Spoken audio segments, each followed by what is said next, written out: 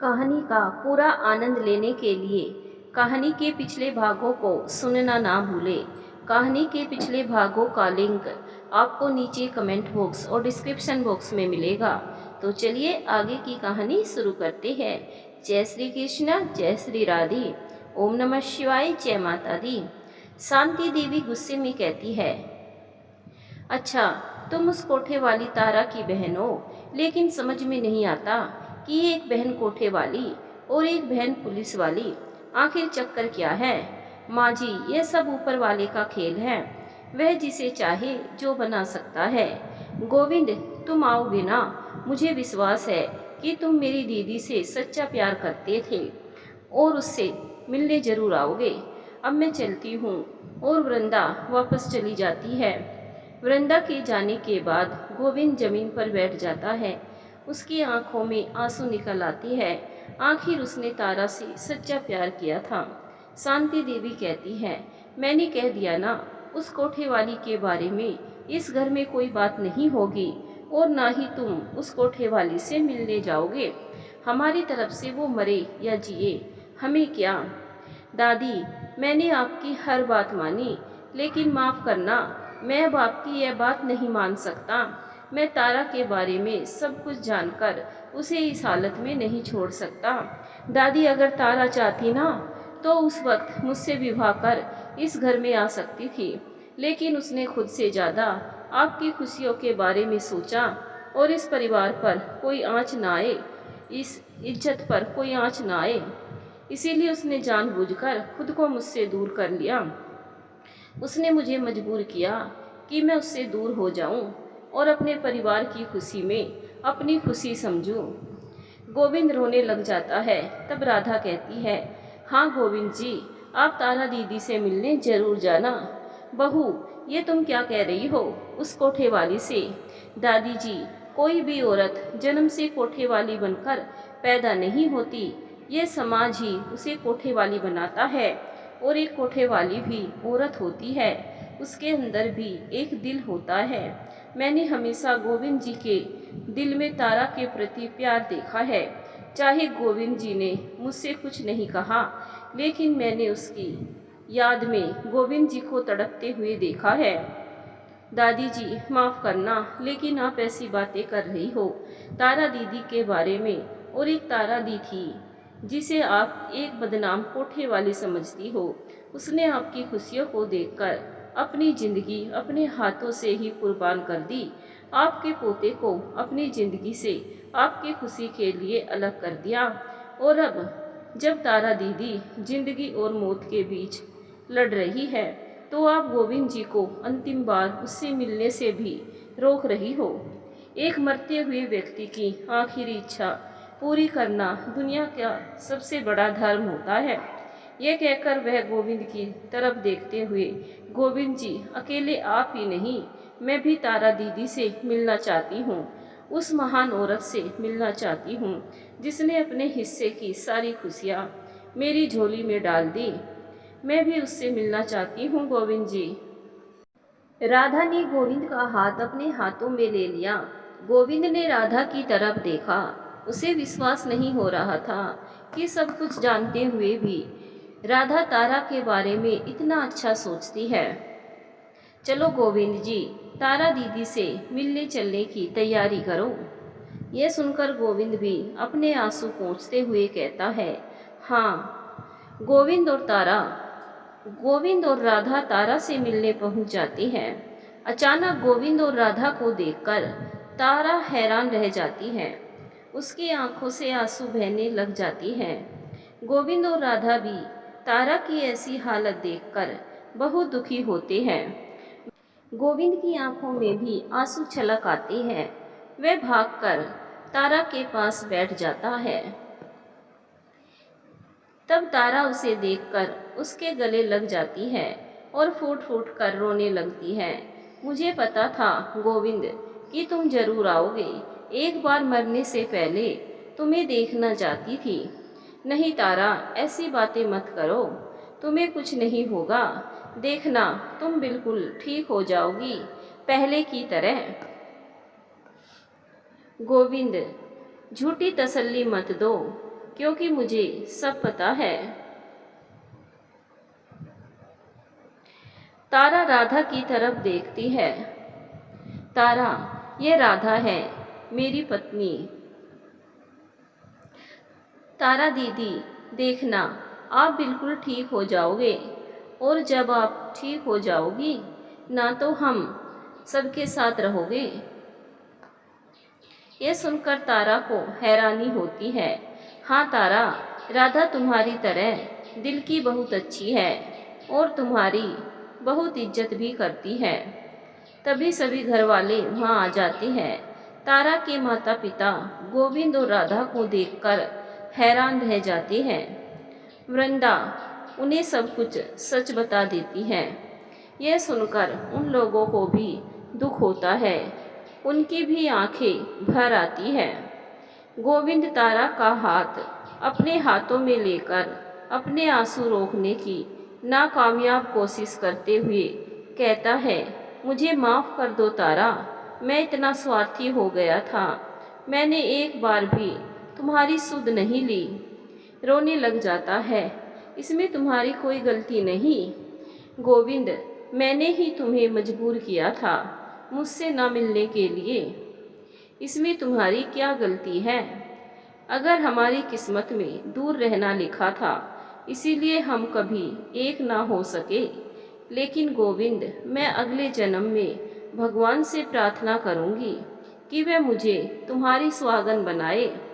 नहीं दी, अगला जन्म क्यों, इस जन्म में भी तुम गोविंद जी की सुहागन बनोगी। ये सुनकर सब हैरान रह जाते हैं। तब राधा अपनी साड़ी के पल्लू में से एक छोटी सिंदूर की डिबिया निकाल कर कहती है, गोविंद जी, मैं चाहती हूँ कि मेरी तरह तारा दीदी की मांग में भी तुम्हारे नाम का सिंदूर। सब राधा की तरफ देखने लग जाते हैं। मैं जानती हूँ आप सब लोग यह सोच रहे होंगे कि मैं एक औरत होकर अपना ही सुहाग किसी और के साथ कैसे बांट सकती हूँ, लेकिन मुझसे पहले गोविंद जी पर हक तारा दीदी का है। तारा दीदी ने ही सारी खुशियाँ मेरी झोली में डाली हैं, इसीलिए यह मेरी इच्छा है कि गोविंद जी उसे उसका हक दे। लीजिए गोविंद जी। नहीं राधा, ये तुम्हारा हक है। नहीं दीदी, इसमें गलत नहीं है, ये आपका हक है। फिर वह गोविंद की तरफ देखती है। गोविंद सिंदूर लेकर तारा की मांग में भर देता है तो तारा की आंखों से आंसू छलक आते हैं और वह गोविंद के गले लग जाती है। यह देखकर सभी की आंखों में आंसू आ जाते हैं। फिर गोविंद और राधा सबसे कहकर तारा को विदा कराकर अपने घर ले जाती है। अपनी बेटी को अपनी ससुराल विदा करने का सपना तारा के मम्मी पापा का आज पूरा हो जाता है। सभी तारा का यह सपना पूरा होता देखकर बहुत खुश थे। तारा को गोविंद और राधा के साथ आया देखकर शांति देवी गुस्से में आग बबूला हो जाती है। गोविंद, राधा बहू, तुम यह कोठे वाली से मिलने गए तो मैंने ज़्यादा कुछ नहीं कहा, लेकिन तुम अब इस कोठे वाली को इस घर में उठा कर ले आए। लेकिन अब मैं चुप नहीं रहूँगी, यह कोठे वाली इस घर में नहीं रहेगी, समझे तुम। दादी जी, यह इस घर की बहू है। गोविंद जी ने अपने हाथों से इसकी मांग में सिंदूर भरा है और इस घर पर जितना हक मेरा है उतना ही तारा दीदी का भी है और यह इस घर में ही रहेगी। आज फैसला हो ही जाएगा। आज या तो इस घर में यह कोठे वाली रहेगी या फिर मैं। गोविंद कहता है, ठीक है दादी, आप इस घर में रहिए, मैं तारा और राधा इस घर को छोड़कर चले जाते हैं। यह कहकर वह तारा और राधा की तरफ देखते हुए कहता है कि चलो। करुणा कहती है, माँ जी, यह अब क्या कर रही है। माँ जी, मैं जानती हूँ कि आपको ठेस पहुँची है, लेकिन इस समय तारा की हालत तो देखिए। क्या इस समय आप उसे भला बुरा कह रही है। वह ठीक नहीं है माँ जी। मैं अब तक चुप रही, लेकिन यह सच है कि आपकी खुशी के लिए तारा ने कितना कुछ कुर्बान किया है, और आज मैं भी तारा को इस घर की बहू स्वीकार करती हूँ।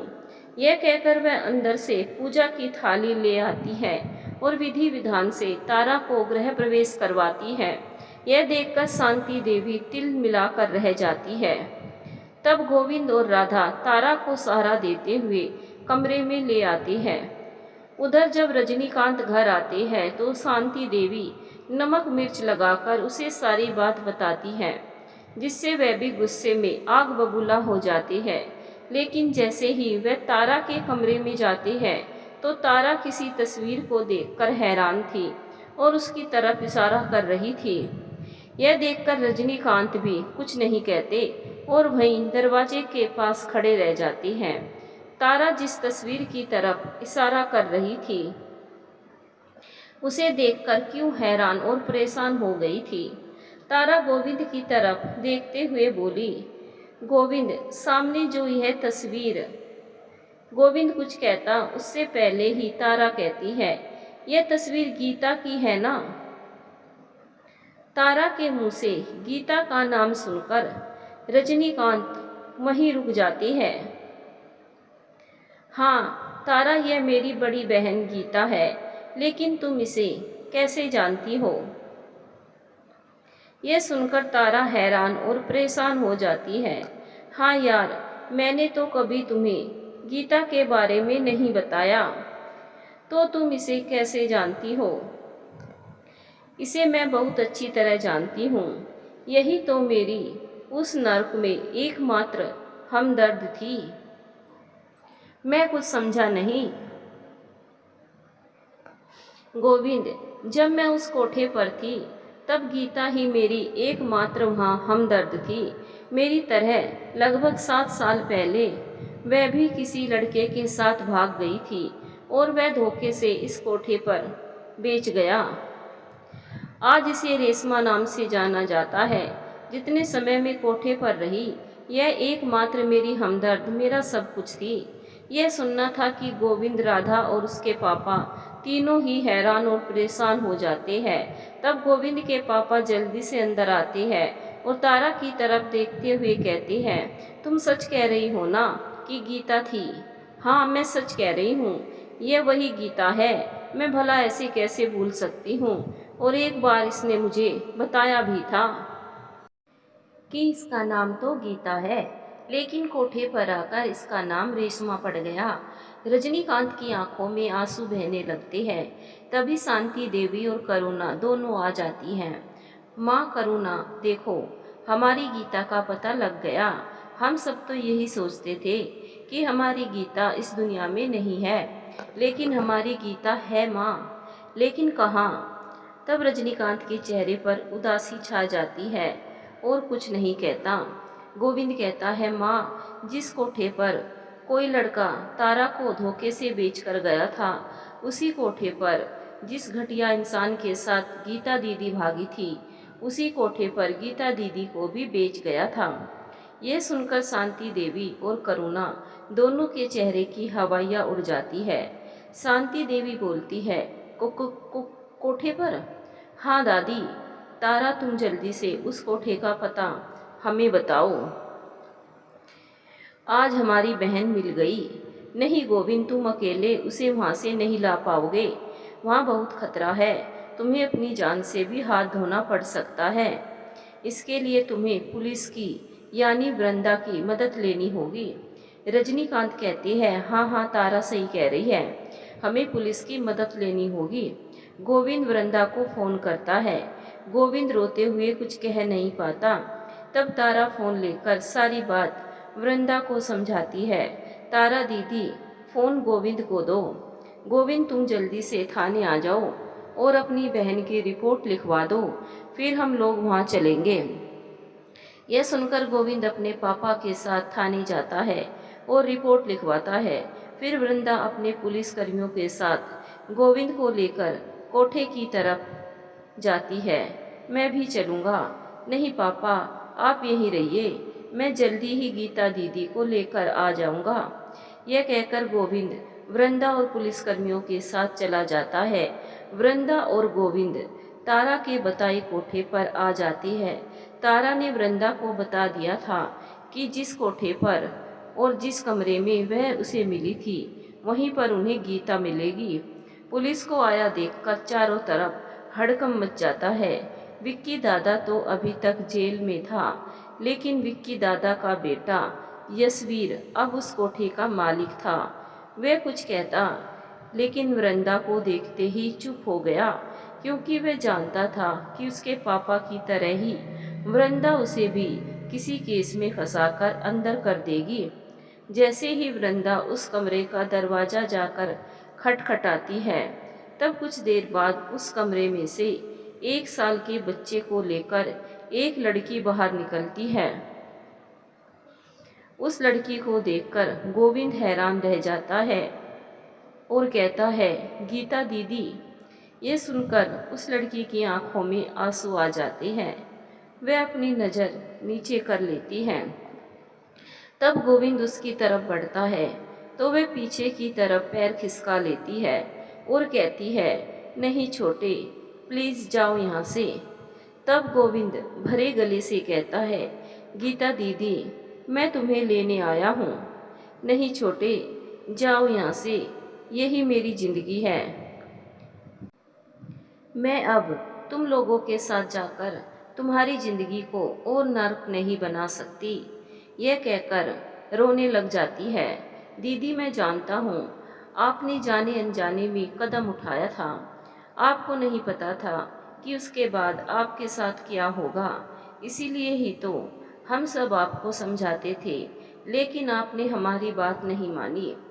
आप यह मत सोचो कि आप जब मेरे साथ घर चलोगी तो घर वाले आपसे कैसे बर्ताव करेंगे। ऐसा कुछ नहीं है। जैसे आप सबकी याद में पल पल मरी हो, उसी तरह हम भी घुट घुट कर आपकी याद में मरे हैं। कोई भी दिन रात ऐसा नहीं गया कि आपको याद ना करता हो। बहुत याद आती है सभी को आपकी। चलो दीदी, चलो गीता दीदी, चलो। यह सुनकर गीता गोविंद के गले लग जाती है और फूट फूट कर रोने लग जाती हैं।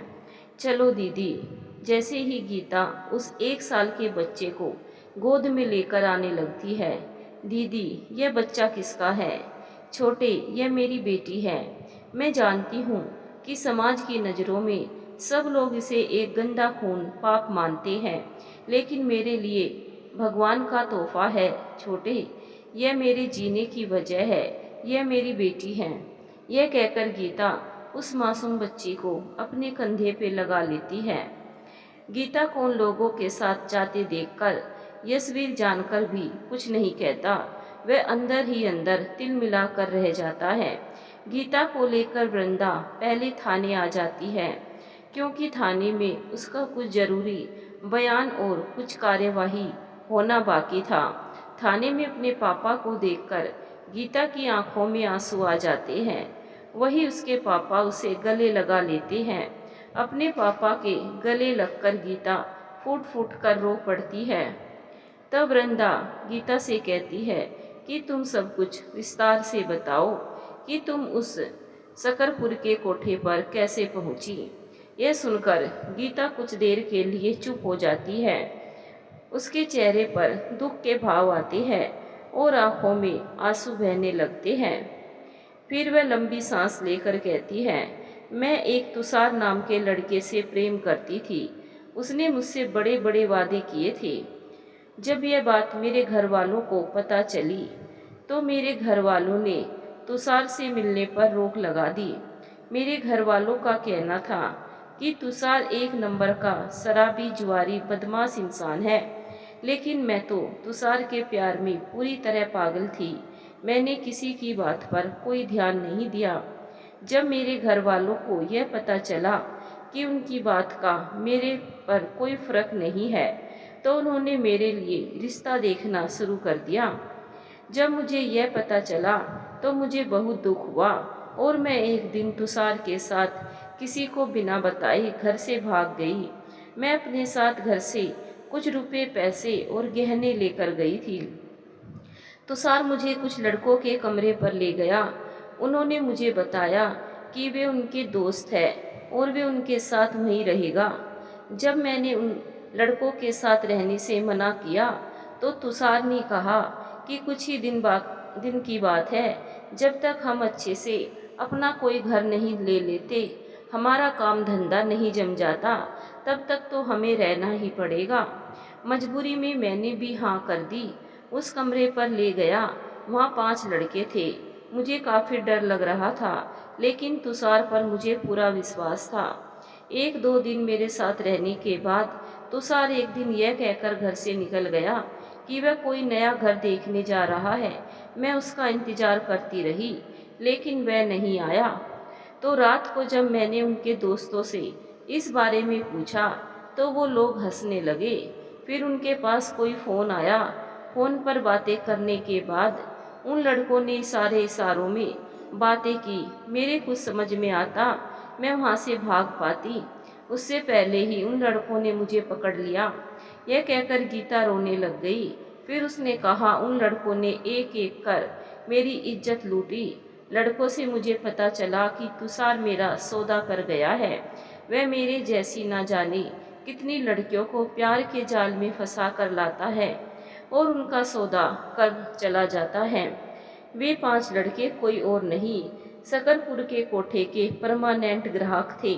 लगभग 4 दिन तक उन लोगों ने मुझे वहाँ बंदी बनाए रखा। वे लोग रोज मेरा रेप करते। आखिरकार वे लोग मुझे सकरपुर के उस कोठे पर बंदी बनाकर मुझे लेकर गए और मुझे वहाँ छोड़ दिया। मैं वहाँ से भाग जाना चाहती थी, लेकिन विक्की दादा ने यह कहकर उसने अपने पैर के तलवे दिखाए जो पूरी तरह जले हुए थे। विक्की दादा ने मेरे पैर के तलवों को पूरी तरह से जला दिया। मजबूरन मुझे वहाँ पर रहना पड़ा और वही की ज़िंदगी को अपना लिया। वही मेरा नाम बदलकर रेशमा रख दिया गया। यह कहकर रेशमा रोने लग गई। तब वृंदा ने बताया, लेकिन हमने तो सकरपुर के कोठे की हर उन लड़कियों को आज़ाद करवाया था जिससे मजबूर कर काम करवाया जाता था। तो फिर तुम अपने घर क्यों नहीं आई? कैसे आती? किस मुंह से आती? जिस घर वालों ने मुझे पाल पोस कर इतने प्यार से बड़ा किया था, उन घर वालों के मुंह पर कालिक पोत के मैं चली गई थी, तो उनके पास कैसे आती? इतनी हिम्मत नहीं थी मेरे पास, इसीलिए मैं चाहकर भी नहीं आ पाई। फिर वृंदा ने उस छोटी सी बच्ची की तरफ इशारा करके कहती है, तुम्हारी गोद में जो ये 1 साल की बच्ची है, यह कौन है? यह मेरी बेटी है। मैं नहीं जानती कि इसका बाप कौन है, बस इतना जानती हूँ कि इसे मैंने जन्म दिया है।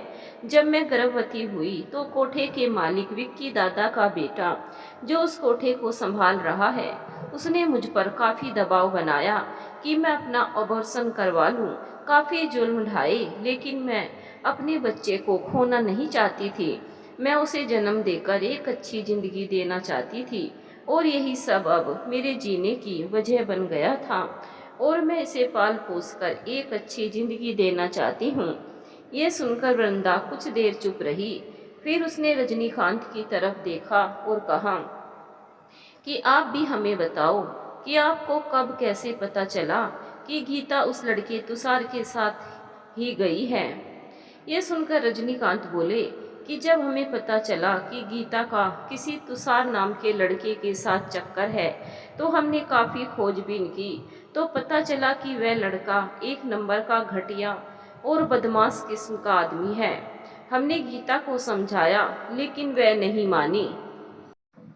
आखिरकार हमने उसके लिए रिश्ता देखना शुरू कर दिया और एक दिन जब इसकी माँ इसे बुलाने कमरे में गई तो देखा कि वहाँ गीता नहीं थी और हमें खत मिला जिसमें यह लिखा था कि वह तुषार के साथ जा रही है।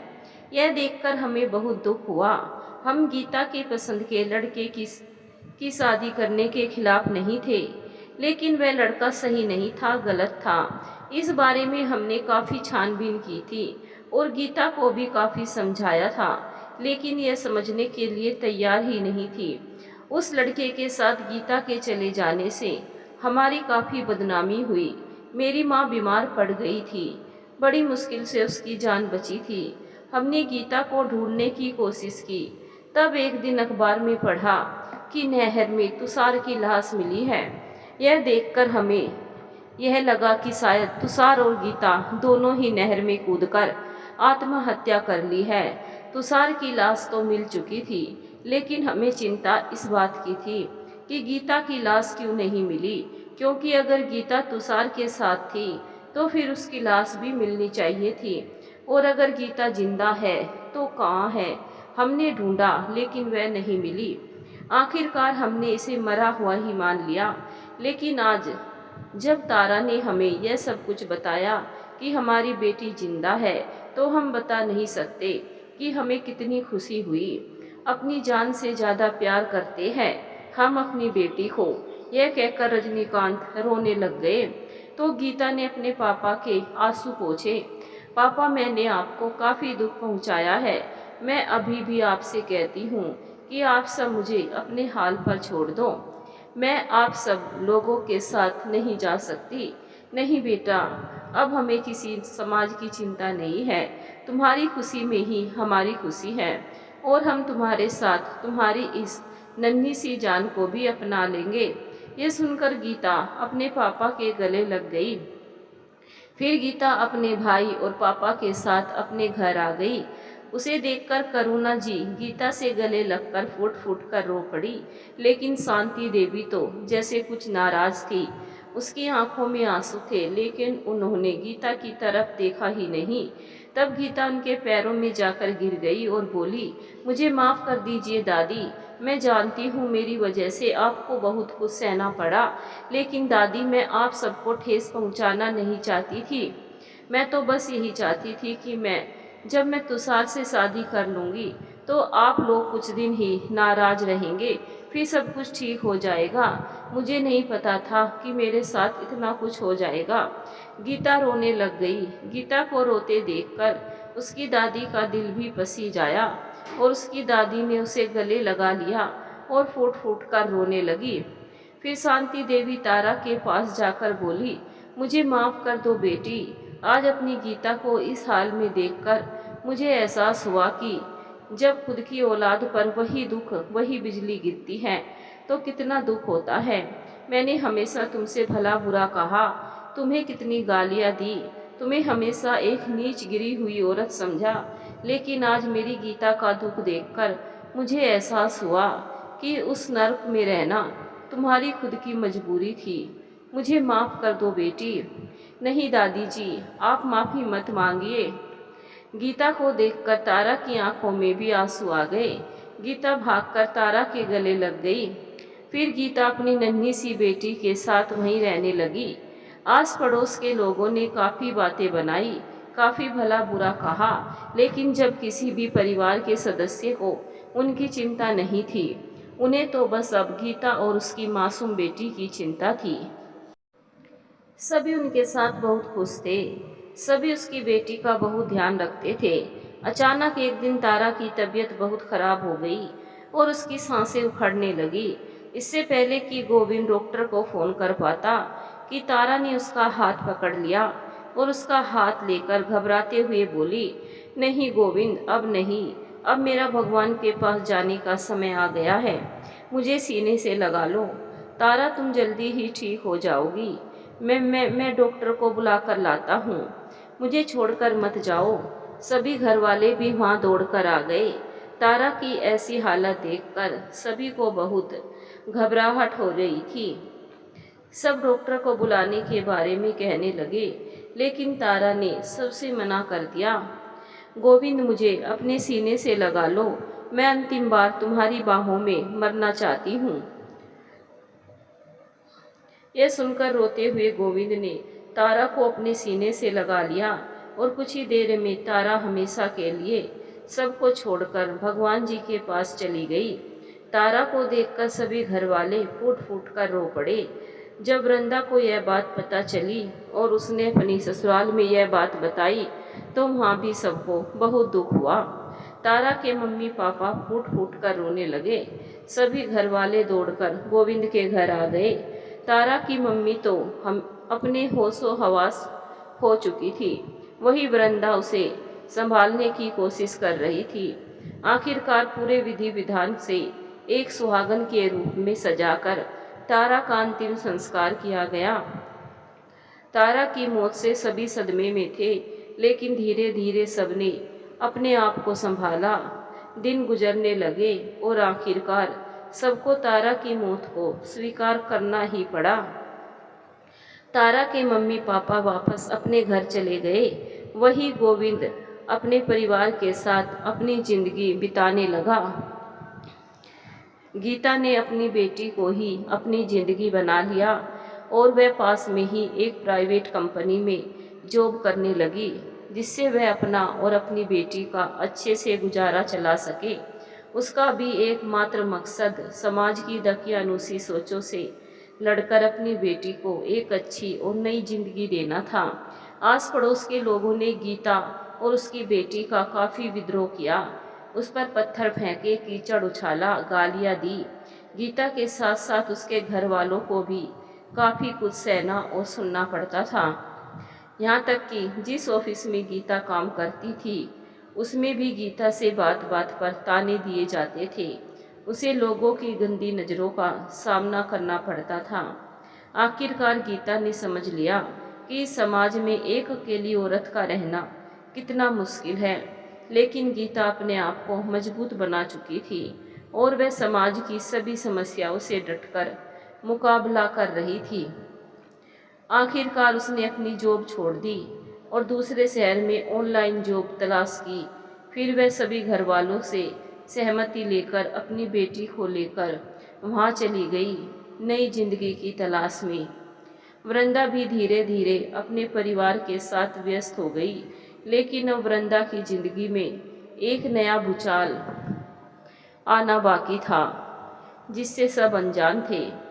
एक दिन जब वृंदा थाने में थी, वही केशव स्कूल में, तब सुलोचना जी अपनी पोती अनाया को स्कूल से घर वापस ला रही थी। अनाया की उम्र लगभग 11 साल थी। सुलोचना जी की गोद में आदित्य था और वहीं पास में स्कूल का बैग लेकर अनाया चल रही थी। दोनों दादी पोती बात करने में व्यस्त थी। अनाया अपने छोटे भाई को भी बीच बीच में खिला रही थी। तभी अचानक एक वैन उनके पास आकर रुकती है। दोनों दादी पोती कुछ समझ पाती उससे पहले ही कुछ नकाबपोश आदमी बाहर निकलते हैं और अनाया का मुंह बंद कर उसे जबरदस्ती खींच लेते हैं। तब तक सुलोचना जी कुछ करती उनमें से एक नकाबपोश सुलोचना जी को जोर से धक्का दे देता है, जिससे वह आदित्य को लेकर नीचे गिर जाती है और उसके सिर से खून निकलने लगता है। सुलोचना जी काफ़ी रोती चिल्लाती है कि मेरी बच्ची को बचाओ, लेकिन लोग मदद करते उससे पहले ही वह गाड़ी सबकी आंखों से ओझल हो गई। जैसे तैसे कर सुलोचना जी आदित्य को गोद में लिए घर आती है और फ़ोन कर सारी बात वृंदा को बताती है। वृंदा के पैरों तले जमीन खिसक जाती है। माँ, आप चिंता मत करो, मैं जल्दी हमारी बेटी को ढूंढ लूँगी। यह कहकर वह अपनी टीम को लेकर अनाया को ढूंढने निकल जाती है। केशव को जब यह बात पता चलती है तो वह भी वृंदा के साथ अनाया को ढूंढने में लग जाता है। दोनों पागलों की तरह अनाया को ढूंढते हैं। सड़क पर लगे हुए सीसीटीवी कैमरे चेक करते हैं, लेकिन अनाया का कोई पता नहीं चलता। इसी तरह सारी रात गुजर जाती है, लेकिन अनाया का कोई पता नहीं चलता। वृंदा केशव के गले लगकर फूट फूट कर रो पड़ती है और कहती है, पता नहीं केशव, हमारी बेटी को किसने किडनैप किया है, किसकी हमसे दुश्मनी है। अगर हमसे दुश्मनी है तो उसका बदला हमसे लेता। उस मासूम ने किसी का क्या बिगाड़ा है। यह कहकर वह फूट फूट कर रो पड़ी। तो केशव ने अपने आप को संभालने की नाकामयाब कोशिश करते हुए वृंदा को तसल्ली दी कि सब कुछ ठीक हो जाएगा। वृंदा, तुम सब्र रखो। यह कहते हुए केशव भी रो पड़ा। दूसरा दिन भी निकल गया, लेकिन अनाया का कोई पता नहीं चला। तब थाने के कांस्टेबल ने आकर वृंदा को बताया कि सकरपुर के कोठे का मालिक विक्की दादा, जिसे आपने गिरफ्तार कर जेल में डलवाया था और उसे 2 साल की सजा हुई थी, वह 10 दिन पहले ही जेल से छूटकर वापस आ गया है। यह सुनकर वृंदा के साथ सबका शक विक्की दादा के ऊपर चला गया, क्योंकि विक्की दादा ने जेल जाते समय वृंदा से कहा था कि वह उससे बदला लेगा। कहीं बदला लेने के लिए ही तो विक्की दादा ने अनाया का किडनैप नहीं करवाया। यह सोचते हुए वृंदा मन ही मन बोली, नहीं नहीं, मैं उस कमीने को नहीं छोड़ूंगी। यह कहकर वह अपनी टीम के साथ सकरपुर पहुंच गई। उसने सकरपुर के एक एक कमरे की अच्छे से जांच पड़ताल की, लेकिन कोई सबूत हाथ नहीं लगा। तब वृंदा विक्की दादा को जानवरों की तरह घसीटकर थाने ले आई और उसके साथ बेरहमी से मारपीट करने लगी कि बता, मेरी मासूम बच्ची को तुमने कहाँ छुपा रखा है। लेकिन विक्की दादा बस एक ही बात कह रहा था कि उसे इस बारे में कुछ नहीं पता। हाँ, उसने जेल जाते समय गुस्से में वृंदा से बदला लेने की बात कही थी, लेकिन वह जानता था कि पुलिस से उलझना फिर से जेल में जाना है। इसीलिए उसने सब कुछ भूल जाने में ही भलाई समझी। यह सुनकर वृंदा को यकीन नहीं हुआ, लेकिन विक्की दादा तो काफ़ी मार खाने के बाद भी बस एक ही बात कह रहा था कि उसे अनाया के बारे में कुछ पता नहीं। आखिरकार वृंदा सोचने लगी कि कहीं विक्की दादा सच तो नहीं कह रहा, कहीं अनाया का किडनैप उसने ना कर किसी और ने किया हो। लेकिन किसने, आखिर क्यों? यह बात अभी वृंदा की समझ में नहीं आ रही थी। अनाया को किडनैप हुए 5 दिन बीत चुके थे, लेकिन अभी तक उसका कुछ पता नहीं चला था।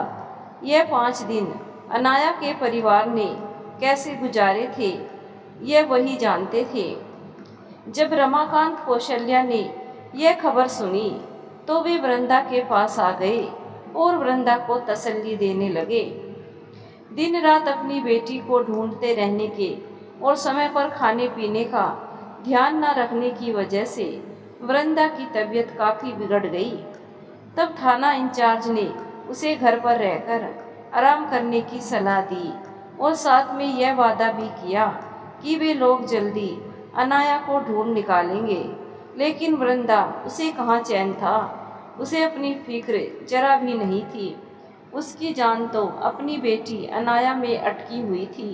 वह तो बस अनाया को ढूंढना चाहती थी और उसे ढूंढ रही थी। सभी घर वालों ने अपना खाना पीना सोना सब कुछ त्याग दिया था। सभी का रो रो कर बुरा हाल था। एक अनजाना सा डर उन लोगों को सता रहा था। आदित्य की नज़रें भी बार बार अपनी बहन को तलाश रही थी। आस पड़ोस के लोग बातें बना रहे थे। कोई कह रहा था कि वृंदा से किसी केस की दुश्मनी के चलते किसी ने वृंदा से बदला लेने के लिए अनाया को किडनैप किया है। कोई कह रहा था कि पैसों के लिए किया है। तब कुछ लोग कह रहे थे, अरे भाई, आजकल तो जमाना खराब है, 6 महीने की बेटी सुरक्षित नहीं है। अनाया तो फिर भी 11 साल की है। भगवान ऐसा ना करे, लेकिन कहीं उस बच्ची के साथ गलत ना हो गया। कुछ लोगों की ऐसी बातें सुनकर सुलोचना जी काफ़ी घबरा गई थी। वह हर वक्त बस अपनी पोती को देखने की रट लगाई रहती। उसकी तबीयत काफ़ी खराब हो गई और आखिरकार उसे अस्पताल में भर्ती करवाना पड़ा। वृंदा नाया को याद कर रो पड़ती, कहती, केशव, मैं ही अच्छी माँ नहीं बन पाई। मैं अपनी नौकरी के चलते अपनी बेटी को ज़्यादा समय नहीं दे पाई। केशव, यह सब कुछ मेरी वजह से हुआ है। अगर मैं अपनी बेटी को खुद स्कूल ले जाती तो शायद यह घटना ना होती। यह सुनकर केशव उसके आंसू पोंछते हुए बोला, नहीं वृंदा, तुम अपने आप को दोष मत दो। अरे तुम तो अपने घर का, ऑफिस का, सबकी जिम्मेदारी बड़ी ईमानदारी से निभाती हो। इसमें तुम्हारी कोई गलती नहीं है। यह कहते हुए वह वृंदा को गले लगा लेता है। इसी तरह 10 दिन बीत चुके थे, लेकिन अभी तक अनाया का कोई पता नहीं था। अखबार, टीवी, रेडियो, सब जगह अनाया की किडनैपिंग की खबर दे दी गई और आखिरकार एक दिन किसी अनजान नंबर से वृंदा के पास फ़ोन आया, जिससे उन्हें अनाया के बारे में कुछ खबर मिली। वृंदा ने जैसे ही फ़ोन उठाया, उधर से किसी औरत की आवाज़ थी, जो कह रही थी कि आपकी बेटी जिसका नाम अनाया है और जिसकी खबर अखबार और टीवी में फ़ोटो आ रही है, उसे महादेव डेरा के पास किन्नरों की बस्ती में देखा गया है। लेकिन आप कौन, मैं यह नहीं बता सकती। लेकिन हाँ, आपकी बेटी को मैंने कल एक किन्नर के साथ किन्नरों की बस्ती में देखा था। वह किन्नरों के साथ किन्नर के रूप में ही रहती है। यह कहकर उसने फ़ोन काट दिया। यह सुनकर वृंदा हैरान और परेशान हो गई कि आखिर में अनाया किन्नरों की बस्ती में कैसे पहुंची। जब वृंदा ने यह खबर केशव और सुलोचना जी को सुनाई तो वे हैरान थे कि आखिर में अनाया किन्नरों की बस्ती में कैसे पहुंची। उन दोनों को कुछ समझ में नहीं आ रहा था और सब कुछ जानने और अनाया का पता लगाने के लिए केशव और वृंदा को किन्नरों की बस्ती में जाना जरूरी था। फिर दोनों ही अनाया को ढूंढने के लिए महादेव डेरा के पास किन्नरों की बस्ती के लिए निकल गए। लगभग 1 घंटे बाद वे लोग किन्नरों की बस्ती में पहुंच गए थे। यहाँ लगभग किन्नरों के 30-40 घर थे। उन लोगों ने एक एक घर को अच्छे से तलाशा, लेकिन कहीं भी अनाया नहीं मिली। जब उन लोगों ने अनाया का फोटो वहाँ उपस्थित किन्नरों को बताया तो एक किन्नर बोली, हाँ, इस लड़की को तो हमने कल चंपा के साथ देखा था। चंपा? कौन चंपा? चंपा ये कहाँ मिलेगी? तब एक किन्नर बोली, पहले तो ये हमारे साथ रहती थी, लेकिन पता नहीं कल इस लड़की को लेकर कहाँ चली गई। वैसे ये लड़की है कौन? हमारी बेटी है। लेकिन आपकी बेटी यहाँ कैसे पहुँची? और वैसे तो किन्नरों की बस्ती में किन्नर ही रहती है। कहीं आपकी बेटी? उसकी बात को बीच में ही काटते हुए वृंदा गुस्से में बोली, नहीं, हमने चंपा के साथ आपकी बेटी को देखा था। वह चंपा के साथ ही रहती थी। चंपा जहाँ सड़कों पर लोगों से पैसे मांग कर लाती, तब आपकी बेटी घर के अंदर ही रहती थी।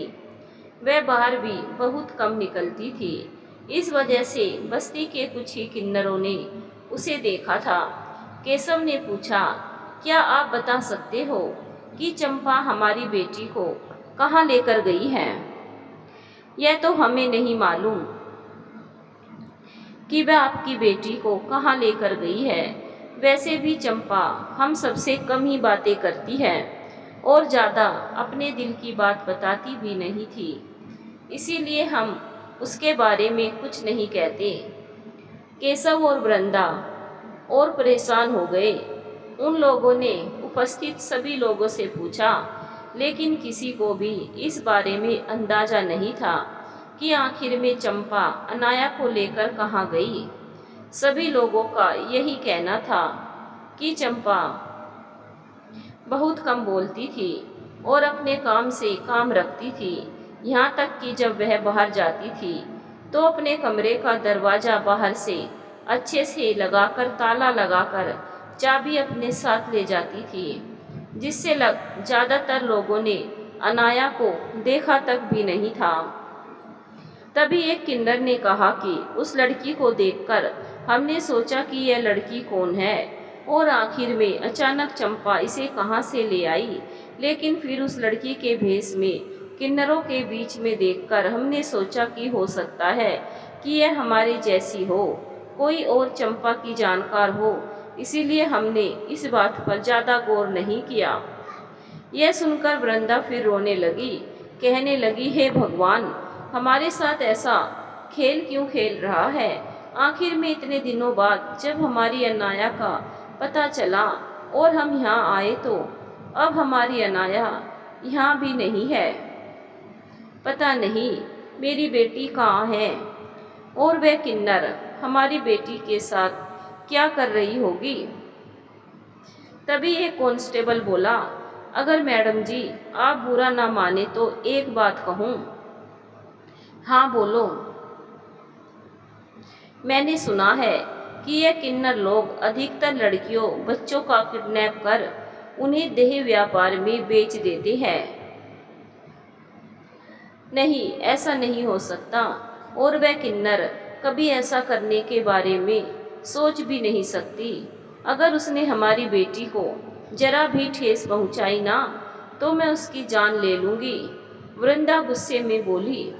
फिर वृंदा और केशव ने आसपास जाकर पता लगाना चाहा, किसी ने चंपा और अनाया को देखा है क्या, लेकिन चंपा और अनाया के बारे में कुछ भी पता नहीं चला। तभी अचानक किन्नरों की बस्ती से बाहर स्थित एक मंदिर पर एक वृद्ध पुजारी ने, जब केशव और वृंदा मंदिर में अपनी अनाया के सही सलामत होने के लिए प्रार्थना करने गए थे, तब अनाया का फोटो उनके साथ देखकर कहा कि यह बच्ची तो चंपा के साथ रहती है। हाँ बाबा, यह हमारी बेटी है और उस किन्नरों की बस्ती में किन्नर चंपा के साथ रहती थी, लेकिन अब पता नहीं वो चंपा हमारी बेटी को लेकर कहाँ चली गई है। हमारे तो कुछ समझ में नहीं आ रहा कि हम हमारी बेटी को ढूंढे तो कहाँ ढूंढे। यह कहकर वृंदा रोने लग गई। तब उस मंदिर के पुजारी ने कहा कि ज़्यादा तो मैं नहीं जानता, लेकिन थोड़ा मैं आपको चंपा के बारे में बता सकता हूँ। हाँ, जो कुछ भी आप जानते हो बताओ ना बाबा, आपकी बड़ी मेहरबानी होगी। पुजारी ब्रजमोहन कुछ देर सोच में डूबा रहा और फिर उसने कहना शुरू किया। उसने बताया कि यहाँ से लगभग 12 किलोमीटर दूर रामपुर गांव है। रामपुर गांव के बाहरी इलाके में एक किन्नरों की बस्ती है। चंपा उसी किन्नरों की बस्ती में संबंधित है। पहले वहीं पर रहती थी, लेकिन पता नहीं वह क्यों महादेव डेरा में अपने एक जानकार के यहाँ आई थी और यहीं पर रहने लग गई। उसकी जानकार तो कुछ दिन बाद ही मर गई, लेकिन चंपा वहाँ पर रहने लग गई। बाकी के किन्नरों ने इस बात का कुछ दिन विरोध भी जताया, लेकिन फिर वे लोग शांत हो गए। चंपा सबसे कम बातें करती थी और अपने काम से काम रखती थी। महादेव डेरा के किन्नर पूजा करने के लिए इसी मंदिर में आती है।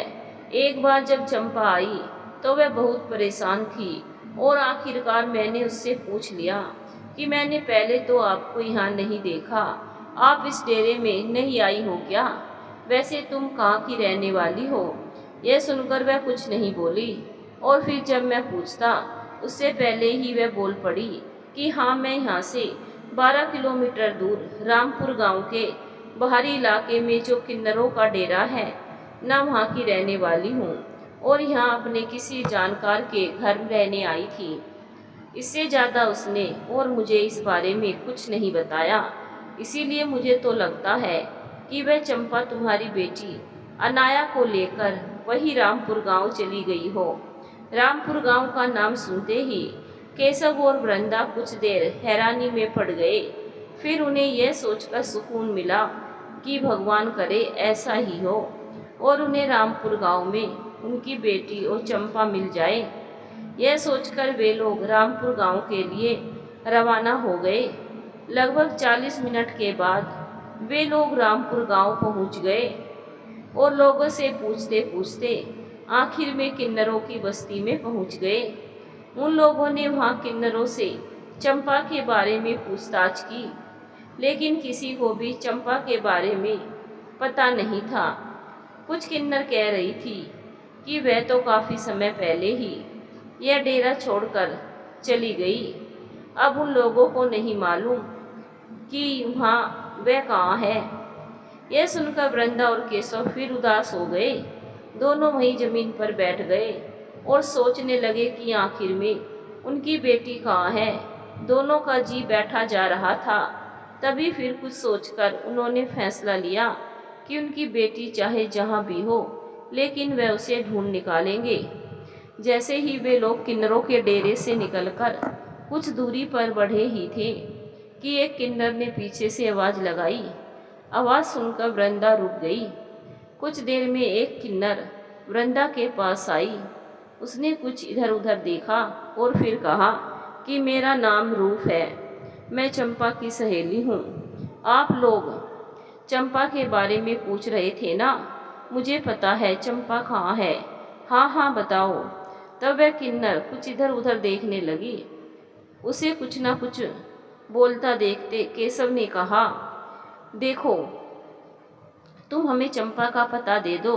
अगर तुम्हें कुछ रुपए पैसे चाहिए तो हमें बताओ, हम दे देंगे। लेकिन प्लीज भगवान के लिए, हमारी बेटी के लिए, उस चंपा के पास हमारी बेटी है। नहीं, मुझे रुपए पैसे कुछ नहीं चाहिए। मैं आपसे ज़्यादा बातें भी नहीं कर सकती। बस इतना बता सकती हूँ कि यहाँ से दूर जो पहाड़ी दिख रही है, उसके दूसरी तरफ जंगली इलाका है। वहाँ पर एक पुराना खंडर है, उसमें ही आपको चंपा और आपकी बेटी मिलेगी। इससे पहले कि वृंदा कुछ कहती, वह किन्नर बोली, देखो, मुझे अगर किसी ने आपके साथ देख लिया तो मेरे लिए ठीक नहीं होगा। यह कहकर वह जल्दी से वहाँ से चली गई। उसकी बात सुनकर सभी को हैरानी हो रही थी कि आखिर में इस किन्नर को चंपा के बारे में कैसे पता। अगर चंपा ने इसे सब कुछ बताया है तो फिर आखिर जब पूछा था तब तो उसने मना कर दिया कि इसे चंपा के बारे में पता नहीं। और फिर आखिर सबके सामने इसने ये बात हमें ना बताकर अकेले में क्यों बताई है। उन लोगों की समझ में नहीं आ रहा था, लेकिन फिर बिना समय गवाए वे लोग किन्नर के बताए अनुसार उस पहाड़ी की तरफ रवाना हो गए। पहाड़ी को चढ़ने के बाद उन लोगों को कुछ ही दूरी पर एक खंडर दिखाई दिया। उसे देखकर वृंदा और केशव के चेहरे पर चमक आ गई। उन्हें एक उम्मीद जगी थी। वे लोग नीचे उतरकर जल्दी जल्दी उस पहाड़ी के पास गए। उसकी दीवारों पर भी जगह जगह घास और जंगली पेड़ पौधे उगाए थे। फिर उन लोगों ने जैसे ही उस खंडर में प्रवेश करना चाहा, वृंदा ने रोक दिया। उसने कहा कि हम सब चुपके चुपके से इसमें प्रवेश करेंगे, जिससे उस किन्नर को हमारे बारे में कुछ पता ना लगे, कहीं वह हमारी बेटी को कोई नुकसान ना पहुंचा दे। यह सुनकर सभी लोग धीरे धीरे उसमें प्रवेश करने लगे। तभी अचानक खंडर के एक कोने में एक छोटा सा कमरा बना हुआ था। जैसे ही वृंदा ने उस कमरे में बने अपने छोटे से जाली से अंदर देखा तो उसे अनाया नीचे ठाठ के बोरे पर सोते हुए दिखाई दी। पास में ही उसके किन्नर लेटी हुई थी। यह देखकर वृंदा के जान में जान आई और उसने सभी को इशारा किया। जल्दी से उन लोगों ने उस कमरे का दरवाज़ा एक झटके में खोल दिया। जैसे ही उस किन्नर और अनाया की नींद खुली, वैसे ही वृंदा ने भागकर उस किन्नर को पकड़ लिया और उसके साथियों ने भी किन्नर को पकड़ लिया। केशव और वृंदा ने अनाया को गले लगा लिया। वे लोग फूट फूट कर रोने लगे। फिर वृंदा उस किन्नर से गुस्से में बोली, तुम्हें ऐसी सजा दिलाऊंगी कि तुम्हारी रूह भी कांप उठेगी। तुमने मेरी बेटी का अपहरण किया है। यह कहकर जैसे ही वृंदा ने उस किन्नर के गाल पर थप्पड़ मारने लगी, वैसे ही अनाया ने रोक दिया। नहीं मम्मा, ये अच्छी आंटी है, मत मारो। यह सुनकर सब हैरान रह गए। हाँ मम्मा, ये बहुत अच्छी है, इसने मेरी जान बचाई है। अगर यह नहीं होती तो पता नहीं वे लोग मेरे साथ क्या करते। कौन लोग? अनाया, इसने तो तुम्हारा किडनैप किया था। नहीं मम्मा, जैसा आप समझ रही हो ऐसा है नहीं। मेरा किडनैप तो और लोगों ने किया था। इसने तो उन लोगों के चंगुल से मुझे बचाया है और मुझे बचाकर यहाँ ले आई। आज तुम्हारी बेटी यहाँ है तो इस आंटी की वजह से। अगर ये आंटी मुझे नहीं बचाती तो पता नहीं वे लोग मेरे साथ क्या करते, मैं जिंदा रहती या नहीं। यह सुनकर केशव बोले, नहीं बेटा, ऐसी बातें नहीं करते। फिर वृंदा ने अपने साथियों से भी उस किन्नर को छोड़ने के लिए कह दिया और अनाया से कहने लगी कि बेटा, क्या हुआ था तुम्हारे साथ, बताओ अपनी मम्मा को। यह सुनकर अनाया ने उस किन्नर की तरफ देखते हुए कहा, चंपा आंटी, प्लीज़ मेरी मम्मा को माफ़ कर देना कि उन लोगों ने आपके साथ ऐसा सलूक किया। उन्हें नहीं पता था कि आप इतनी अच्छी हैं। कोई बात नहीं, वैसे भी इनका गुस्सा जायज़ है। अगर इनकी जगह कोई और होता तो वह भी शायद यही समझता। मम्मा, जब मैं दादी के साथ स्कूल से आ रही थी तो लगभग 5 लोगों ने मेरा किडनैप कर लिया। उन लोगों ने मुझे अपनी गाड़ी में खींचकर अंदर मेरे हाथ पैर मुंह बांध दिए थे। उन लोगों से बस इतना पता चल रहा था कि वे लोग आपस में कह रहे थे कि भैया तुमने तो कमाल कर दिया, बड़ी अच्छी मुर्गी फांसी है, तुम्हारी तो 5 उंगलियां घी में है, इसकी माँ से बदला भी पूरा हो गया और साथ में इतनी अच्छी सोन कुड़ी कच्ची कली भी तुम्हें मिल गई, यह तो तुम्हें माला माल कर देगी, माला माल। अरे कोठे पर इसके ग्राहकों की लाइन लगेगी, लाइनें। यह सुनकर सब हैरान और परेशान हो गए। तब वृंदा बोली कोठे पर, लेकिन विक्की दादा तो मना कर रहा था कि उन्होंने अनाया का अपहरण नहीं किया। तब वृंदा केशव की तरफ देखते हुए बोली, लेकिन केशव विक्की दादा ने तो हमारी मार खाने के बाद भी यही कहा था कि उन्होंने अनाया का किडनैप नहीं किया। इसका मतलब कमीना झूठ बोल रहा था, उसे तो मैं नहीं छोड़ूंगी। यह सुनकर चंपा बोली, वह सच कह रहा था, उसने अनाया का किडनैप नहीं किया। अनाया का किडनैप तो उसके बेटे यशवीर ने किया था। यह नाम सुनते ही वृंदा चौंक गई। यशवीर ने, इसका मतलब विक्की दादा को इस बारे में कुछ पता नहीं था और यशवीर ने ही अनाया का किडनैप किया था। यह कहते हुए वृंदा गुस्से में तिलमिला उठी और कहने लगी, उसको तो मैं जिंदा नहीं छोड़ूंगी। फिर चंपा ने कहा, हाँ, रोजाना की तरह मैं उस दिन भी आते जाते वाहनों से पैसे मांग रही थी। तभी अचानक उन लोगों ने जिस गाड़ी में अनाया का किडनैप किया था, उस गाड़ी को उन्होंने एक साइड खड़ा कर वे लोग ढाबे पर चाय नाश्ता करने चले गए। रुपए मांगने की उम्मीद से जैसे ही मैं वहां पहुंची और मैंने गाड़ी के अंदर देखा तो अनाया को ऐसी हालत में देखकर मैं घबरा गई। अनाया के हाथ पैर मुंह सब बंधे हुए थे। तभी मेरी नज़र सामने की दुकान पर यशवीर और उसके दोस्तों पर पड़ी। यशवीर को मैं अच्छी तरह जानती हूँ और मैं यह भी जानती थी कि वह दरिंदा है। इसीलिए बिना समय गवाए मैंने गाड़ी का गेट खोला। यशवीर और उसके दोस्तों ने यह गलती कर दी थी, उन्होंने गाड़ी को लॉक नहीं किया था। जैसे तैसे कर मैंने गाड़ी का गेट खोला, अनाया को मुक्त कराया और अनाया को लेकर भागकर अपने घर ले आई।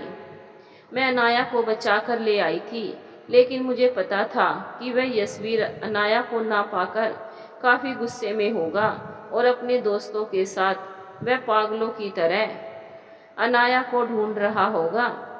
मैंने अखबार और टीवी पर अनाया के किडनैपिंग की खबर सुनी थी, लेकिन जैसे ही मैं आप लोगों को बताने के लिए टेलीफोन बूथ पर गई, तब मैंने वहीं महादेव डेरा के पास यशवीर और उसके साथियों को अनाया को ढूंढते हुए देखा।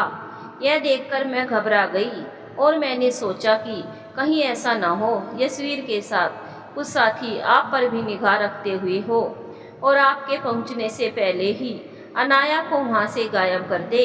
इसीलिए मैं वापस अपने घर आ गई। मैंने अनाया को हमेशा एक कमरे में बंद रखा था, जिससे बाहर के लोगों को भी अनाया के बारे में पता ना चले और अनाया के लिए कोई मुसीबत पैदा ना हो। लेकिन उस दिन यशवीर और उसके साथियों को देखकर मैं घबरा गई और आखिरकार शाम को ही वे लोग अनाया को ढूंढते हुए किन्नरों के उस डेरे पर आ गए और लोगों से अनाया के बारे में पूछताछ कर रहे थे। उस समय मैंने अनाया को जैसे तैसे कर अपने घर में छुपा दिया और घर के बाहर ताला लगाकर वहां से चली गई, क्योंकि उस यशवीर को मैं अच्छी तरह जानती थी और वह दरिंदा भी मुझे पहचानता था। उस दिन यशवीर को महादेव डेरा में देखकर मुझे यह डर लगने लगा कि कहीं उन लोगों ने अनाया के बारे में पता न चल जाए। अनाया का वहाँ रहना खतरे से खाली नहीं था, इसीलिए मैंने रात में अनाया को लेकर वहाँ से निकलने का फैसला किया। लेकिन मैं जानती थी कि आप लोग अनाया के बारे में काफ़ी परेशान हो गए, इसीलिए मैं अनाया को लेकर सीधे रामपुर गांव पहुंची और अपनी बचपन की सहेली को अनाया को ढूंढते हुए किन्नरों के उस डेरे पर आ गए और लोगों से अनाया के बारे में पूछताछ कर रहे थे। उस समय मैंने अनाया को जैसे तैसे कर अपने घर में छुपा दिया और घर के बाहर ताला लगाकर वहां से चली गई, क्योंकि उस यशवीर को मैं अच्छी तरह जानती थी और वह दरिंदा भी मुझे पहचानता था। उस दिन यशवीर को महादेव डेरा में देखकर मुझे यह डर लगने लगा कि कहीं उन लोगों को अनाया के बारे में पता न चल जाए। अनाया का वहाँ रहना खतरे से खाली नहीं था, इसीलिए मैंने रात में अनाया को लेकर वहाँ से निकलने का फैसला किया।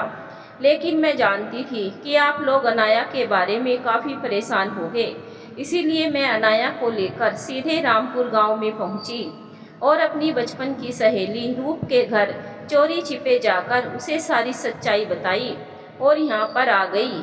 किसी को भी अनाया और मेरे बारे में कुछ पता ना चले, इसलिए रूप से मैंने बोल दिया था कि वह सब लोगों से नज़रें बचाकर तुम्हें मेरा पता बताए, क्योंकि मैं जानती थी कि आप लोग जैसे तैसे कर आखिरकार अनाया को ढूंढते हुए वहाँ जरूर आएंगे। यह कहते ही चंपा चुप हो गई। उसकी बात सुनकर सब लोग हैरान और परेशान थे।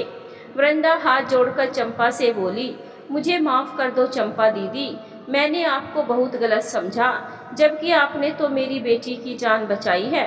मैं आपका एहसान जिंदगी भर नहीं भूल सकती। कहते हुए वृंदा की आंखों में आंसू आ गए। अरे नहीं, तुम तो मेरी छोटी बहन जैसी हो।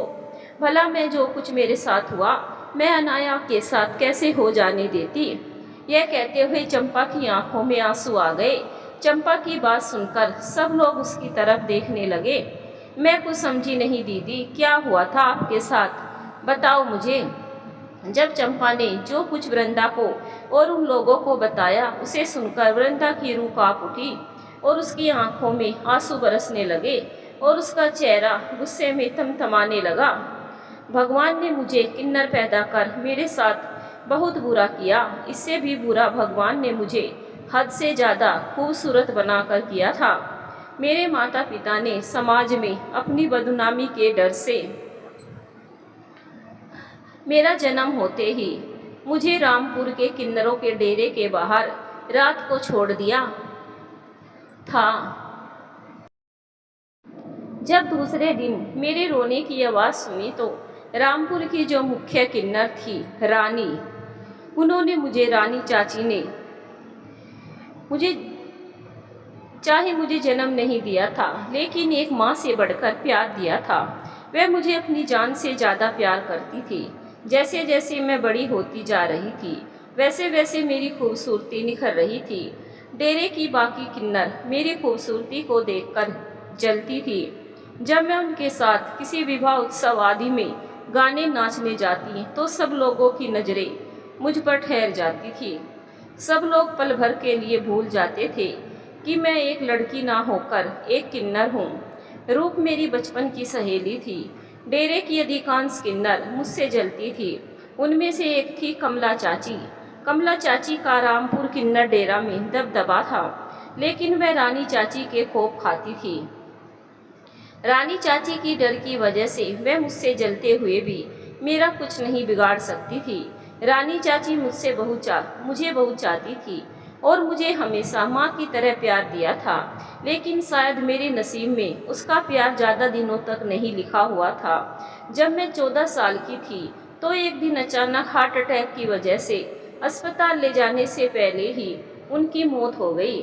उनकी मौत के बाद कमला चाची का डेरे में दबदबा कायम हो गया। अब वह मुझसे बहुत बुरा सलूक करती थी। वह सड़क पर आते जाते साधनों लोगों से रुपए मांगने के लिए मुझे भेजती थी, तब कि लोगों की गंदी नज़र मुझ पर ना पड़ जाए। इसीलिए कभी मुझे रानी चाची ने अकेले नहीं भेजा था। लेकिन रानी चाची के जाने के बाद में कमला चाची का हुक्म मानने के लिए मैं मजबूर थी। ऐसे ही एक दिन जब मैं शादी में और किन्नरों के साथ नाच गाकर लौट रही थी, तब विक्की दादा के बेटे यशवीर की मुझ पर गंदी नज़र पड़ गई। उसके मन में एक गंदी सोच ने जन्म ले लिया था, लेकिन उसके दोस्तों ने उसे बताया कि किन्नरों से उलझना ठीक नहीं है। एक किन्नर से कुछ कहना यानी बाकी किन्नरों से दुश्मनी मोल लेना है। आखिरकार यशवीर ने एक युक्ति निकाली। उसने हमारे डेरे में आकर कमला चाची को मोटी रकम के बदले मुझे बेच देने के लिए कहा।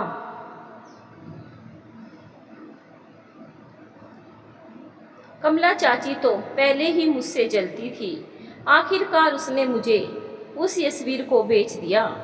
यशवीर मुझे लेकर कोठे पर चला गया। उसने कई दिनों तक मेरा यह कहते हुए चंपा रो पड़ी। फिर उसने आगे बताया कि वह यशवीर रोज़ मेरा बलात्कार करता, मुझे जानवरों की तरह पीटता और मुझे बंदी बनाकर रखा हुआ था। जब उसका मन भर गया तो उसने कोठे की लड़कियों की तरह मुझे भी लोगों के सामने परोसना शुरू कर दिया। जब लोगों को यह पता चला कि कोठे पर एक किन्नर है तो लोग कोठे की लड़कियों से ज़्यादा मुझ में रुचि दिखाने लगे और ऐसा वक्त आया कि मुझे एक साथ 5-5 लोगों के सामने परोसा जाता। मेरी जिंदगी नरक से भी बदतर हो गई थी। एक दिन मैंने वहाँ से भागने का प्रयास किया तो उस यशवीर ने मुझे पकड़ लिया और गुस्से में मेरे चेहरे पर तेजाब फेंक दिया। यह कहकर उसने अपना दायां गाल दिखाया जो तेजाब की वजह से पूरा जल चुका था। मुझे बहुत पीड़ा हुई, मैं बहुत रोई, छटपटाई, लेकिन उस हैवान पर कोई फर्क नहीं पड़ा। मेरा चेहरा बिगड़ने से अब लोग मुझसे दूरी बनाने लगे, जिससे यशवीर को बहुत गुस्सा आया और उसने मेरे साथ बेरहमी से मारपीट की और घसीटकर अपनी गाड़ी में मुझे पटक कर वापस रामपुर गांव किन्नर डेरा में पटक गया। रामपुर गांव में मेरी ऐसी हालत देखकर कमला चाची बहुत खुश हुई, लेकिन अब मुझे किसी भी उत्सव त्योहार आदि में नाचने गाने के लिए नहीं ले जाया जाता था, क्योंकि लोग मेरे चेहरे को देखकर डर जाते थे। मुझे मनहूस समझा जाता था, इसीलिए उस कमला चाची पर मैं बोझ थी और वह अब मुझे फिर से लोगों के सामने परोसने लगी सस्ते दामों पर। आखिरकार उस नरक की जिंदगी से छुटकारा पाने के लिए मैं रानी चाची की बचपन की एक सहेली रुक्मणी, जो महादेव डेरा में रहती थी, उसके बाद भाग कर आ गई। रुक्मणी चाची भी मुझे बहुत प्यार करती थी। मेरे रामपुर डेरा से भागकर महादेव डेरा पहुंचने की खबर जब उस कमला चाची को पता चली तब वह आग बबूला हो गई। लेकिन रुक्मणी चाची का महादेव डेरा में दबदबा था, वह वहाँ की मुखिया थी। रुक्मणी चाची से दुश्मनी मोल लेना यानी महादेव डेरा से दुश्मनी मोल लेने के बराबर था। इसीलिए कमला चाची तिल मिलाकर रह गई और मैं वहीं रुक्मणी चाची के पास रहने लगी। लेकिन शायद रानी चाची की तरह रुक्मणी चाची भी कुछ दिनों के अंतराल में मुझे हमेशा के लिए छोड़कर चली गई। रुक्मणी चाची के जाने से मैं उसके घर में ही उस डेरे पर रहने लगी। महादेव डेरा के लोगों को मैं पसंद नहीं थी, लेकिन रुक्मणी चाची मरने से पहले सबसे यह कहकर गई थी कि मुझे किसी प्रकार की तकलीफ ना हो और वह लोग मेरे हर सुख दुख में साथ रहे। महादेव डेरा में रहते हुए अपने गुजारे के लिए मैं सड़कों पर आने जाने वाले साधनों से रुपए पैसे मांगकर अपना गुजारा करने लगी। और जब मैंने अनाया को बंदी हालत में उस गाड़ी में देखा तो मेरा खून फूल उठा उस कमीने यशवीर को देखकर। लेकिन मैं करती भी तो क्या, इसीलिए मैं उसे चोरी छिपे आखिरकार यशवीर से बचाते बचाते यहाँ ले आई। और इसीलिए मैंने रूप से मना किया था, क्योंकि अगर उस कमला चाची को पता चल जाता कि मैं रामपुर गांव आई हूँ तो मेरे साथ साथ रूप के लिए भी मुसीबत खड़ी हो जाती। यह समाज, यहाँ के लोग किन्नरों को घृणा और नफरत की दृष्टि से देखते हैं, लेकिन सच तो यह है कि हम लोग चाहे कैसे भी हो लेकिन दिल के बहुत साफ है। समाज के वे लोग जो अपने आप को पुरुष कहते हैं, उनकी सोच कितनी गिरी हुई है, कितने गिरे हुए हम नहीं है। यह कहकर वह फूट फूट कर रोने लग गई। उसकी बात सुनकर सबकी आंखें भर आई और सबके दिल में गुस्सा उभर आया। तब रंदा ने चंपा के आंसू पोंछते हुए उसे गले लगाते हुए कहा, तुम चिंता मत करो, तुम्हारे साथ जो कुछ गलत हुआ है उसका हिसाब तो उस कमीने यशवीर को देना ही पड़ेगा। यह कहकर वह अपने साथ चंपा और अनाया को थाने ले आई। चंपा के बताए अनुसार और अनाया के बताए अनुसार उसने यशवीर के खिलाफ शिकायत दर्ज की और अपनी टीम के साथ यशवीर को पकड़ने कोठे पर पहुंच गई। जब यशवीर ने वृंदा के आने की खबर सुनी तो वह वहां से भाग छूटा, लेकिन वह ज़्यादा दूर ना जा पाता। उससे पहले ही वृंदा उसे पकड़कर घसीटते हुए थाने ले आई और उसे हवालात में बंद कर उसके साथ बेरहमी से मारपीट करने लगी कि वह सच बोल सके। और आखिरकार यशवीर ने सच कबूल कर ही लिया। उसने बताया कि विक्की पापा के जेल जाने के बाद वह कोठे का मालिक बन गया था। लेकिन उसने वृंदा की तरफ देखा और फिर कहा, लेकिन तुमने सकरपुर के सारे कोठे की लड़कियों को यह कहकर मुक्त करवा दिया कि किसी से भी जबरन यह काम नहीं करवाया जाएगा, जिससे मेरे कोठे से 3-4 लड़कियां मेरे कोठे से आज़ाद होकर चली गई। कोठे से मुझे अच्छी खासी इनकम के साथ साथ ऐशो आराम की सारी सुविधाएं मिलती थी। उन 3-4 लड़कियों के चले जाने से मेरी इनकम में घाटा हुआ। फिर जब तुमने गीता को उस कोठे से आज़ाद करवाया तो मेरा खून खोल उठा, क्योंकि गीता मेरे कोठे की ब्यूटी थी और जहाँ कोठे की 5 लड़कियाँ जितना मुझे कमा कर देती थी उतना गीता अकेले देती थी। लेकिन फिर मैं खून का घूंट पीकर रह गया। मैं तुमसे बदला लेना चाहता था, इसके लिए मैं किसी अच्छे मौके की तलाश में था। जब पापा वापस जेल से छूटकर कोठे पर आए तो उसने वापस अपने कोठे की कमान संभाल ली। यह मुझसे बर्दाश्त नहीं हुआ, क्योंकि मुझे हमेशा ही पैसों और लड़कियों के लिए पापा पर निर्भर रहना पड़ता था। जब पापा नहीं था तो मैं ही कोठे के साथ साथ अपनी मर्जी का मालिक था। मैं किसी भी हालत में कोठे का मालिक बनना चाहता था और अपने पापा को रास्ते से हटाना चाहता था। एक दिन जब मैंने तुम्हारे साथ मंदिर से तुम्हारी बेटी को आती हुए देखा तो मुझे एक युक्ति सूझी जिससे सांप भी मर जाए और लाठी भी ना टूटे। मैं जानता था कि तुम्हारी और पापा की अच्छी खासी दुश्मनी है, इसीलिए मौका देखकर मैंने तुम्हारी बेटी को उठा लिया। तुम्हारी बेटी के उठाने से मुझे एक नहीं कई फायदे थे। पहले तो तुम्हारा पूरा शक पापा पर जाएगा, इसीलिए पापा को तुम अच्छी खासी सजा दिलवाओगी, जिससे मैं वापस कोठे का मालिक बन जाऊंगा। और दूसरा कि जो तुमने कोठे की उन लड़कियों को आज़ाद करवाया था उनका बदला भी मेरा तुमसे पूरा हो जाएगा। और साथ ही तुम्हारी बेटी अभी से ही इतनी खूबसूरत है, ये सोचकर ही मन खुश हो रहा था कि इतनी सी उम्र की इतनी खूबसूरत कच्ची कली तो मेरे लिए पैसों की बरसात करेगी। यह कहना था कि वृंदा ने लात घूसों की बारिश कर दी और गुस्से में बोली, और तुमने मुझसे बदला लेने के लिए इतनी नीच और गिरी हुई हरकत की कि मेरी बेटी को उठवा लिया। तुमने यह नहीं सोचा कि तुमने मेरी बेटी का किडनैप कर सांप के बिल में हाथ डाला है। अब तुम्हें तो भगवान भी नहीं बचा सकता। हाँ, मैंने तुम्हारी बेटी का किडनैप जरूर किया था, लेकिन मैंने उसके साथ कुछ किया नहीं। तुम्हें मैं अपनी चाल में कामयाब होने देती तब तो कुछ करते ना तुम। यह कहते हुए चंपा ने वहाँ प्रवेश किया। चंपा को देखकर यशवीर चौंक गया और बोला, चंपा तुम? हाँ मैं। और आज तुम्हें अनाया के किडनैप की ही नहीं, मेरे साथ किए हुए अन्याय की भी सजा मिलेगी। आखिरकार अनाया के किडनैपिंग और चंपा के साथ किए गए जुर्म के कारण यशवीर को 20 साल की सख्त सजा सुनाई गई। चंपा को बेचने वाली कमला चाची को भी 5 साल की सख्त सजा सुनाई गई। विक्की दादा को यह सख्त हिदायत देकर छोड़ दिया गया कि आज के बाद वह कोठे की लड़कियों के साथ कभी भी बदसलूकी या बुरा व्यवहार नहीं करेगा और ना ही उनसे जबरन इस काम को करने पर मजबूर करेगा। न्याय मिलते ही चंपा की आंखों में खुशी के आंसू छलक आए और उसने वृंदा के पैर छूना चाहे, तब वृंदा ने उसे अपने गले लगा लिया।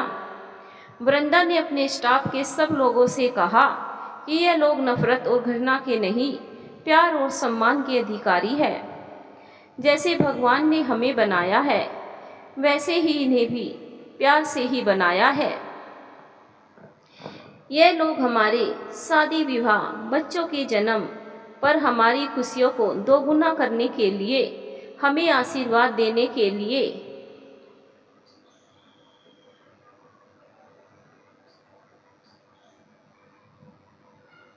नाचने गाने के लिए है। हमारी खुशी दुगनी हो जाए हमारे पास आती है। क्या इनके बदले हम इनसे दो प्यार भरे शब्द और इन्हें सम्मान नहीं दे सकते क्या? अगर हमारा ऐसा करने से इन लोगों को खुशी मिलती है, जीने की उम्मीद जगती है, तो इसमें भला बुराई क्या है? वृंदा की बातों को सुनकर सभी लोगों की आंखों में आंसू और चेहरे पर मुस्कान आ गई। चंपा वापस रामपुर के किन्नर डेरे के किन्नरों के कहने पर वापस उसी डेरे पर आकर रहने लग गई और आखिर में सभी किन्नरों ने उसे अपनी डेरे की मुखिया घोषित कर दिया और वह अपने समुदाय के साथ हंसी खुशी अपना जीवन व्यतीत करने लगी। वही वृंदा भी अपने परिवार के साथ अब खुश थी।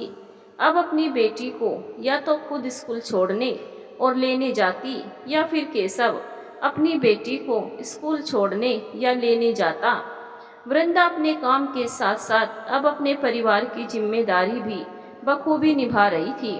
तारा के जाने के बाद वृंदा राधा को ही तारा की तरह मानने लगी थी, क्योंकि राधा में उसे तारा का अक्स नजर आता था। वृंदा की सौतेली माँ कौशल्या भी अब उसे अपनी सगी बेटी तारा की तरह वृंदा से प्यार करती थी। अब सब अपनी अपनी जिंदगी में खुश थे। धन्यवाद दोस्तों। आपको कहानी कैसी लगी हमें कमेंट करके ज़रूर बताएं। वीडियो को लाइक भी ज़रूर करें। चैनल पर नए आए हो तो चैनल को सब्सक्राइब भी ज़रूर कर लीजिए इसी तरह की कहानी सुनने के लिए।